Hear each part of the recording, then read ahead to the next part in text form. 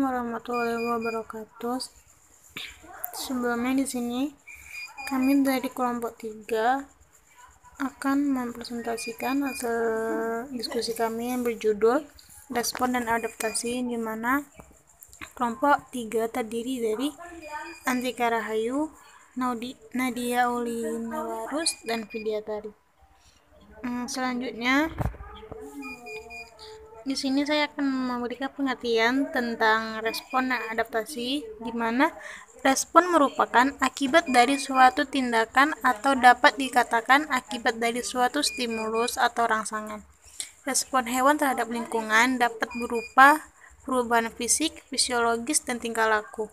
Respon hewan terhadap kondisi dan perubahan lingkungan ada yang bersifat reaktif, artinya respon itu terbentuk dan berlaku pada saat pengaruh kondisi dan perubahan lingkungan berlaku. Misalnya, pada saat bebek mencari tempat berteduh ketika hujan sedang turun. Respon-respon seperti itu merupakan respon yang untuk semua anggota spesies.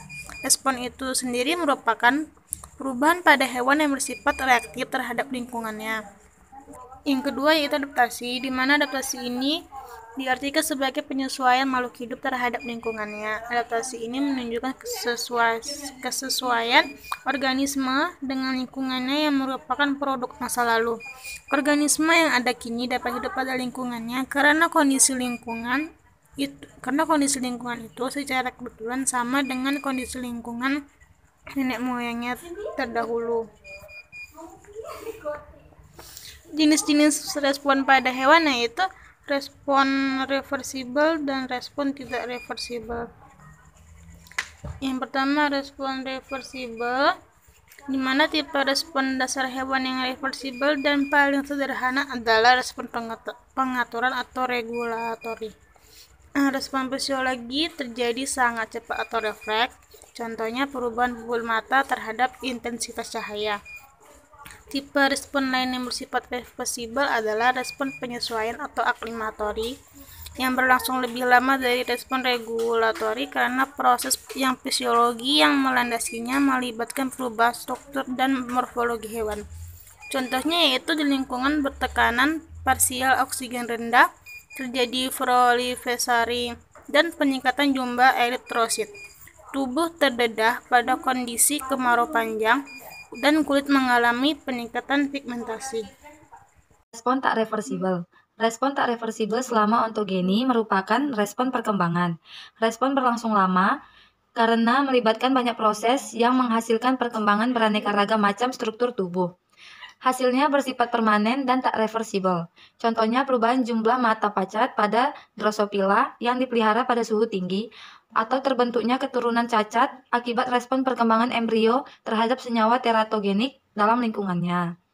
Selanjutnya, mekanisme adaptasi. Sifat yang dimiliki oleh suatu populasi yang ada sekarang merupakan sifat yang diturunkan dari generasi ke generasi. Nenek moyang dari populasi yang bersangkutan telah berhasil mempertahankan hidup dan berkembang biak karena memiliki sifat tersebut. Dengan kata lain, populasi yang ada sekarang merupakan populasi yang lolos dari seleksi alam. Penjelasan ini merupakan ringkasan dari seleksi alam yang dikemukakan oleh Darwin. Hukum Glogger berbunyi, pada lingkungan yang panas dan lembab, hewan mempunyai pigmen lebih gelap daripada hewan yang hidup di daerah beriklim dingin dan kering.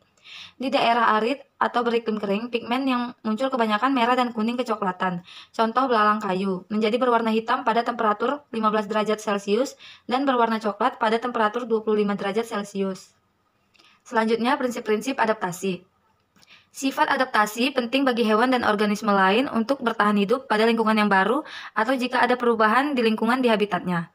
Namun, kemampuan hewan untuk adaptasi dengan lingkungannya berbeda-beda. Kemampuan hewan dan makhluk hidup lain untuk beradaptasi dipengaruhi oleh beberapa faktor. Di antaranya yaitu, yang pertama, adaptasi ditentukan oleh sifat genetik. Di atas telah disebut bahwa organisme yang sekarang hidup dan teradaptasi dengan lingkungan habitatnya adalah jenis organisme yang sifat-sifatnya diwarisi dari nenek moyangnya. Ciri-ciri habitat itu secara kebetulan sama dengan ciri-ciri habitat di lingkungan yang dihuni oleh nenek moyang. Sifat yang diturunkan itu adalah sifat genetik. Selanjutnya, kemampuan adaptasi dipengaruhi oleh kemampuan berkembang biak populasi yang anggotanya mampu menghasilkan keturunan dalam jumlah banyak, lebih mampu bertahan hidup. Banyaknya anak memunculkan banyak variasi sifat yang ditimbulkan dari perkawinan antara anggota populasi. Bentuk-bentuk adaptasi. Bentuk-bentuk adaptasi terdiri atas adaptasi morfologi, adaptasi fisiologi, dan adaptasi tingkah laku. Adaptasi morfologi adalah penyesuaian diri makhluk hidup melalui perubahan bentuk organ tubuh yang berlangsung sangat lama untuk kelangsungan hidupnya. Sedangkan adaptasi fisiologi adalah adaptasi yang menyangkut kesesuaian proses-proses fisiologis hewan dengan kondisi lingkungan dan sumber daya yang ada di habitatnya. Dan adaptasi tingkah laku adalah respon-respon hewan terhadap kondisi lingkungan dalam bentuk perubahan tingkah laku. Selanjutnya ada adaptasi morfologi.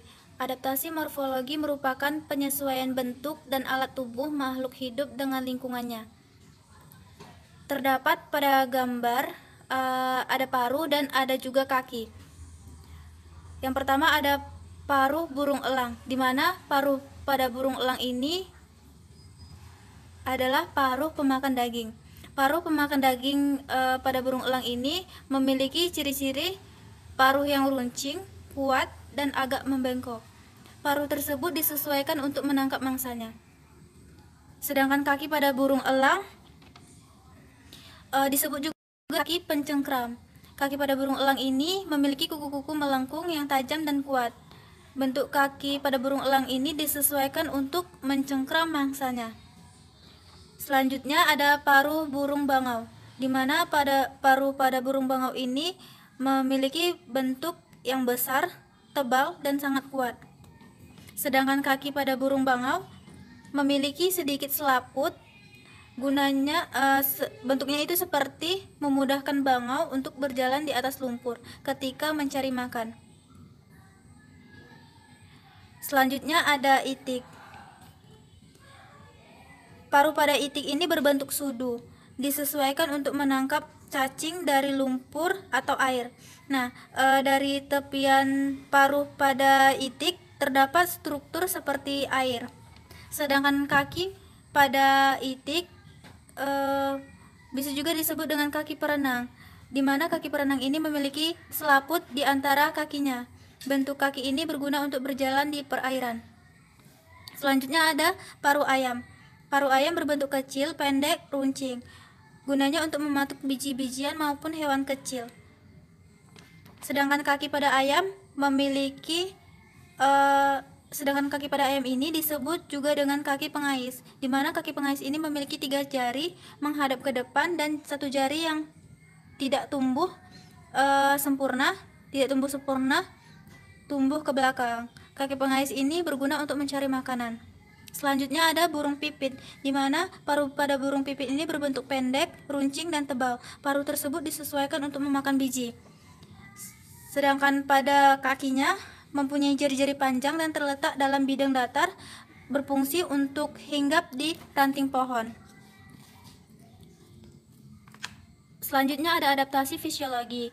Adaptasi fisiologi adalah adaptasi yang menyangkut kesesuaian proses-proses fisiologi hewan dengan kondisi lingkungan dan sumber daya yang ada di habitatnya. Terdapat pada gambar yang ada di slide PPT, yaitu adaptasi pada ikan air tawar dan adaptasi pada ikan air laut, di mana jadi ikan yang hidup di laut dapat kita lihat ikan yang hidup di air laut lebih sedikit mengeluarkan urin dibandingkan dengan ikan di air tawar. Kenapa? Karena hal ini terjadi karena tekanan osmosis dari tubuh ikan laut itu lebih rendah daripada tekanan osmosis air laut itu sendiri. Nah, sedangkan yang hidup di air tawar sedikit minum air dan banyak mengeluarkan urin dan menggunakan insangnya secara aktif untuk mengikat garam yang terlarut dalam air supaya ikan tersebut tidak kelebihan air. Selanjutnya ada adaptasi tingkah laku, di mana adaptasi tingkah laku ini merupakan perilaku hewan tertentu yang dilakukan untuk menyesuaikan diri ataupun bertahan hidup. Dapat kita lihat pada gambar ini terdapat hewan yaitu bunglon. Nah, bunglon ini dapat mengubah warna kulit tubuhnya menyerupai lingkungan.